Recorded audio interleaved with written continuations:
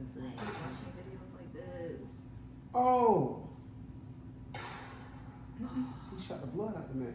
Yeah, he did. Wait, how is he still wrestling? Adrenaline. Oh my What god. the fuck? That is crazy. So it's just. But he So running. is that him just running right He now? running away. No, running away from who? Well, he's running towards the truck. Yeah. But why is he running? Oh, and the guy had a shotgun in his hand. Why did he Oh. go over there? Shot the blood out of him. You seen the mist of blood? Yeah. Oh. I don't understand. What I don't understand is why is there somebody already recording him running up to them? Because that was somebody that wasn't like in the whole thing. They was just driving up. Oh, this will happen that. They were driving up to it. If it wasn't for that video, Everything was already, nobody would have known. That's crazy. But that's that person was driving up oh and my had God. seen it. Yeah, that's. Because I'm like, but why is Ahmaud running up to them? I think he was already in the altercation. Well, they said the police department actually had that video already. Mm-hmm. They had that video for months. It happened in February, and it just got leaked now. True. It is May. Yeah.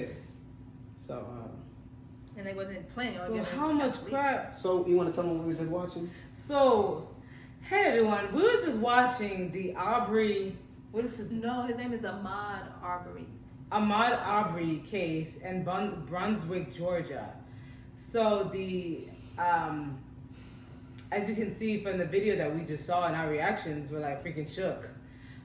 So what had happened was the state attorney. She's better at the story. Maybe you should tell it.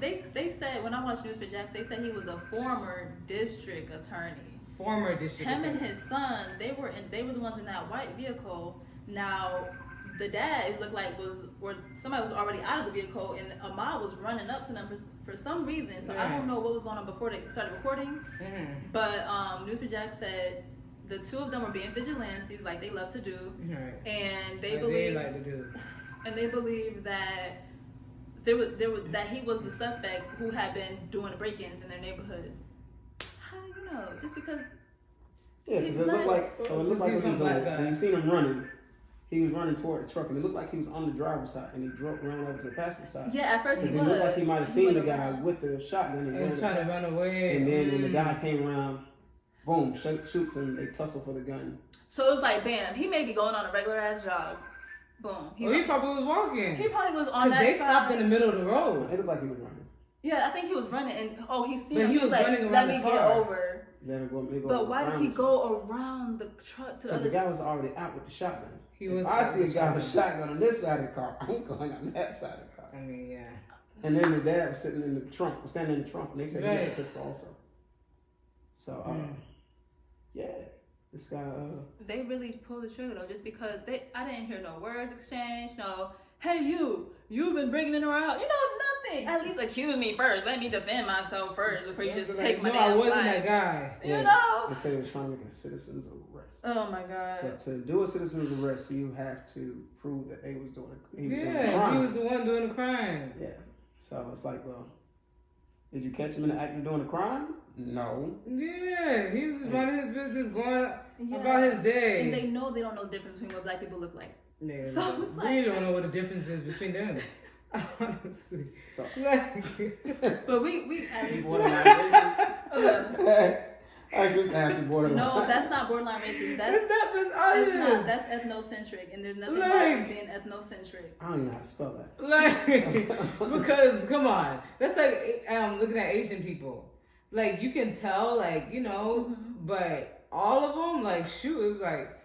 No, in psychology, we learned that's not being racist when you cannot tell the difference between white people. Yeah, because it's your culture. In your culture, you're used to seeing brown skinned and black people. In white culture, they're used to seing that for the most part. If you are in diverse communities, you're gonna be able to tell Becky from Ryan or whatever. You're Jessica. You're going to be able to if you spend time. Why Becky gotta be Becky? Why Becky gotta be It's the first thing that comes into my head. Wow. Don't act so like you black person can't be Becky. Wow. They can get some Becky.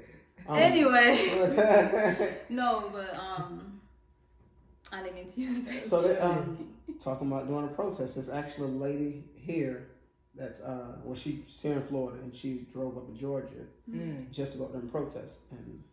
And so what kind of protests are they leading? Like Who are they protesting? The police department? I don't know. That's a good question. Who do you think they should be protesting? Yeah. The police department, technically, for holding out on this evidence. They didn't arrest the dude, so yeah, the police department. Like, why was that? Because they didn't arrest the guy that's doing a citizen's arrest. Neither one. Shooting people. Yeah, nobody got called into question. They're just like, oh, wow, another black guy gunned down. Yeah. Let's go about our day and hide the footage from the public. So what do you think they should be doing in this protest? They should be targeting the police department. Okay. What do you think should happen to the police officer, Naomi? Well, the police officers, in this case, it was not a police-involved shooting. Mm-hmm. It was that former district attorney and his son who should be the one charged in this case. Mm-hmm. Usually, if it was a police-involved shooting, I would say, yeah, they need to be fired, not on no administrative leave type shit either. Well, the police involved themselves when they took on the case, right? And they should have already made the arrest. I don't know what's taking so long because they're not on the people property. He's not on the property. They can't use that, stand your ground. They can't. So I don't see what's taking so long besides the fact that systemic racism. I mean, what else? Please help me. Tell me. What do you think? No, seriously. Yeah, what is it? Why would they be protesting the police station? Because the police needs to be taking in those two people in for questioning so that they can stand before a jury. Yeah. They did. They took them for questioning and there's still no arrest. That's even worse. So yeah, I see why they would protest the police station. Yeah. Oh, so the courts need to be protested then for making that decision. Like, what kind of decision is that? Everybody in between needs to like what? Yeah, I would hope that everybody gets fired. The whole police department. The whole police department. Everybody that knew about this damn case should be fired and should have nothing to do with the legal system ever again. Not even as a security guard. Because this is ridiculous. Like, so I'm not gonna give them a pass. You can't say everybody. Everybody. Because so who's gonna security law? Not that the police department. The police department was handling the case. Any judge, any defender, whoever it is that was the detectives that was over it, they all should be fired. This is a video that happened in February. Okay. Anybody who was directly involved. Okay. If you knew about it, that's you still should be fired. There's no way that I'm going to know about some little girl getting raped and I say I'm not going to do anything about it. Mm-hmm. I think that was on Black Mirror. They gave an example like that about the lady who kept getting, they was recording her the whole time. Yeah, it's an episode on Black Mirror where the lady was being recorded and she was wondering why she was going crazy, why she would wake up. White Bear. Boom. White Bear. That's that episode. I still don't remember. You gotta. But anyway. I watched the whole thing, so I don't know why I don't remember. But okay. Well, yeah. So, but yeah, why do you have your pillow like that? Why do guys sit that way? It's to hide my boner. That's crazy that you have a boner at this time. We talk about black people. What are we here talking? But the thing about it is, this keeps going on and on and on. Like when we have to say, like, okay, you know what country we live in. We know the historic events. We know that the force started from slave catchers and the slave patrol. So it's like for them to protect and serve, they're not technically obligated to protect and serve us, and they show us that time and time again.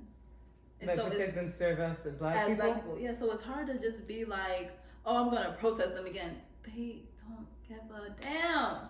I think we're just protesting wrong. So do you feel like protesting is ineffective? No, I don't because of course protests have helped make changes in the past, and they still do. Like thanks to those three women, after Zimmerman shot and killed Trayvon in the same situation where he thought he caught himself being a vigilante, whatever. I think they are effective, but like Doja said, maybe we're not going about it the right way. Maybe there's not as much organization as there needs to be. And then what I really hate is when if there's a protest going on and there's some rogue idiots in there who make the whole protest look bad. Or if they see the protest and they automatically call it a riot, and then the masses watching it on the news, they automatically have this negative view, and the protest is not changing the mindset of people like it's intended to do. Mm-hmm. But I've never been in a protest. So I'm not gonna lie. We're doing pretty good right now. I'm not gonna lie. I'm scared because we're not letting them create a narrative about us reporting stuff and saying our feelings on it. Mm-hmm. So like how you just said that, now when somebody else sees it, now they know that it's probably some idiots that's being. Oh yeah, for people who don't think or they haven't seen it. Everybody who's going to a protest doesn't just spring up out of nowhere. Like, hey, I'm bored. Like, let's go march all together. I don't have shit else to do. Let's go march. Like, no, there's been an injustice. You know what look good today? Let's go to that one place, just because, you know. Let's block the road for no reason. I'm like that lady how she checked me out yesterday. Like, let's gather. You know, so the protest occurred for a reason, and it's 9 times out of 10 a peaceful protest. A riot is what you see if somebody's sports team has lost and they are fucking shit up because of a losing sports team. We're talking about loss of a life. We're tired of our people dying at higher rates than everybody else. Nobody should have to experience this. That's Nobody. Right. We're not saying, hey, if we got die, y'all got die too. We're not saying that. We don't want it to be like whenever we do get shot and killed, nothing happens.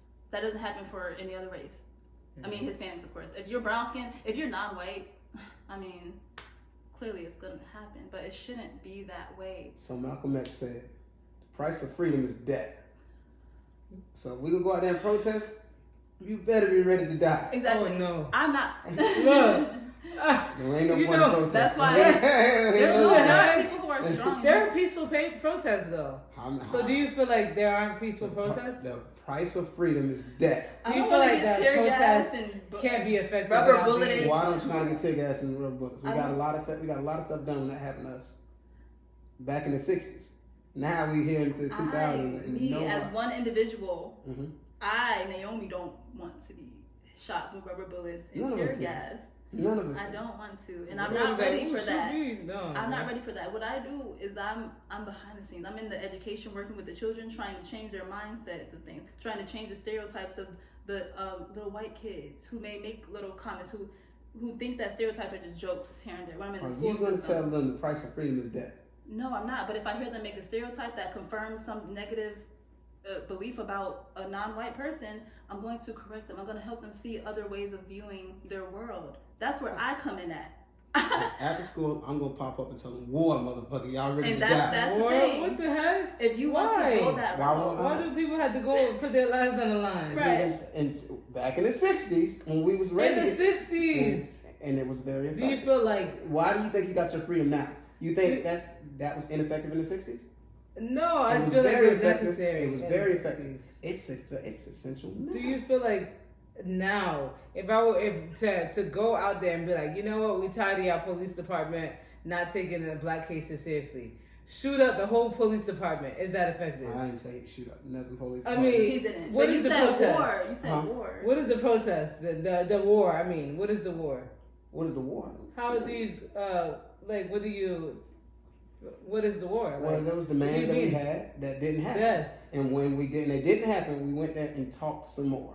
When are you gonna start putting some hands on somebody? So hands gotta be put down. And no, this might have to be goddamn war. The price of freedom is death. I'm not sure why y'all think. Because I'm trying to understand, I feel like there's other routes to at the same time. Why are they working then? Maybe because it was simultaneous. I'm sorry. I feel like some things are working and laws are still being passed. You. Malcolm X said we're on the boiling pot. Yeah, if you're on that warm stove, it's okay. That's what y'all sitting on, that warm stove, so y'all can keep on waiting. But for most of us black folks, we're on a hot stove, and we can't move, and it's not moving fast enough. But it looks like mostly black folks are on that warm eye, so they can keep on saying, "Oh, well, I feel like it's getting better. We can sit here and deal with it longer." Yo, black folks got way too comfortable. We're comfortable with the position we're in, so no, we don't want to give up these nice luxuries of living in a nice house and driving a nice car. So you know what? They can keep treating us like really living in nice houses and driving nice cars? Do you live in a nice house, driving a nice car? No, we're talking about the African American population as a whole, man. As a whole, because they're doing way better most than of them are. They're doing better than those in the 60s. So you feel like because they're doing better, they just feel like, hey, this is better than what it was, so we're gonna settle. The conclusion of illusion. It looks like we're doing better. People feel like we're doing better, and you know what? That's good enough for black folks. This is why protests probably wouldn't work. Motherfuckers ain't ready to die. Yeah, I think it has to be a simultaneous. Like there are different angles because we're being attacked from all different angles. You have to go at it from different angles. So there are some people who are better suited for being more militant with it. And militant in a way that means protecting our black community from vigilantes out there, for example. That doesn't necessarily mean taking their life, though. It just means defending our own. Like the Black Panther Party of self-defense. That was the whole purpose. But yet you see they disbanded them, but not the KKK. That was created 100 years earlier. So it's like, it's telling you, it's like reading between the lines. It's telling you, this country is telling you, the leaders are telling you what it is, and what it ain't gonna be. And you only go so far. And I feel like that kind of goes to the presidential office as well.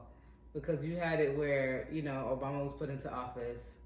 And a point in our history where the economy was shot, in a sense, and they're like, okay, we're gonna put this black man in the office, or he gets elected, and he does whatever he does during his time period, and everything he's done during his time period got unraveled, right?